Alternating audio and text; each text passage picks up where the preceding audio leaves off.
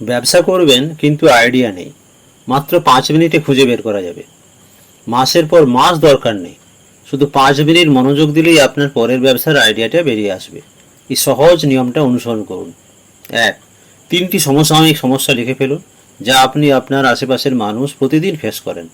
যেমন healthy snacks আপনার এলাকায় পাওয়া যায় না, মোবাইল রিচার্জ তাড়াতাড়ি শেষ হয়। 2. আপনার 3টি স্কিল লিখুন, যেগুলো আপনি ভালো পারেন, যেমন রান্না করা, সুন্দর করে কথা বলা, মোবাইল ঠিক করা। 3. এমন একটা স্কিলকে একটা সমস্যার সঙ্গে মিলিয়ে দিন। যেমন আপনি রান্না ভালো পারেন আর মানুষ হেলদি স্ন্যাক্স চায়, ব্যাস আপনার ব্যবসার আইডিয়া তৈরি। প্রায় সব স্টার্টআপই হলো একটা সমস্যার এমনি সব সমাধান, যা আগে কেউ ঠিকভাবে ভাবেইনি।